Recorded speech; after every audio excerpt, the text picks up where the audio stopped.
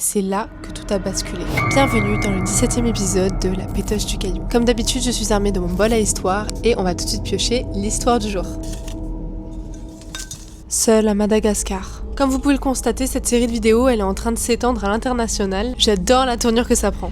Cette histoire date de mon enfance, mais je me souviens encore parfaitement de chaque détail. Quand j'étais petite, j'étais une enfant très studieuse. Je me réveillais presque tous les jours vers 4h ou 5h du matin pour réviser avant d'aller à l'école. Mais un jour, j'avais un contrôle de maths très important. Alors pour être encore mieux préparée, j'ai décidé de me réveiller encore plus tôt, vers 3h30 du matin. À cette époque, je dormais encore dans la chambre de mes parents. Leur chambre était assez grande et divisée en 3 espaces. Leur coin pour dormir, une pièce où ils rangeaient tous leurs vêtements, puis la salle de douche avec une terrasse séparée par un mur. Quand je me suis réveillée à 3h30 ce matin-là, j'ai tout de suite remarqué que mes parents n'étaient pas là et qu'ils étaient sortis pendant que je dormais. Je me suis donc installée pour réviser tranquillement mes mathématiques. Mais après quelques minutes, j'ai commencé à ressentir quelque chose d'étrange, comme si je n'étais pas seule. J'ai regardé autour de moi, la pièce, la porte, la terrasse. J'ai décidé d'aller me rendormir. Mais avant ça, je suis allée aux toilettes.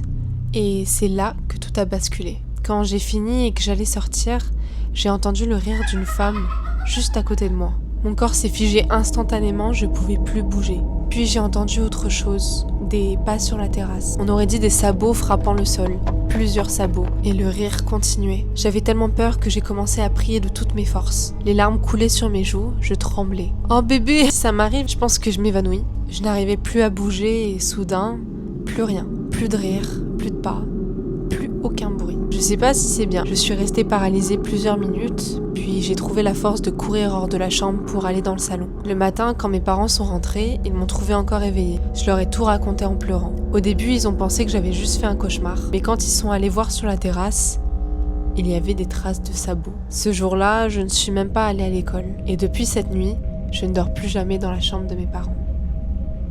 J'adore comment elle finit cette histoire. C'est le style d'histoire que tu racontes au coin du feu. Ça me donne vraiment cette ambiance. Donc merci beaucoup pour ton histoire, merci de nous l'avoir partagée. Et merci à vous aussi d'être restés jusqu'à la fin. Je vous fais de gros bisous et je vous dis bonne nuit, faites de beaux rêves.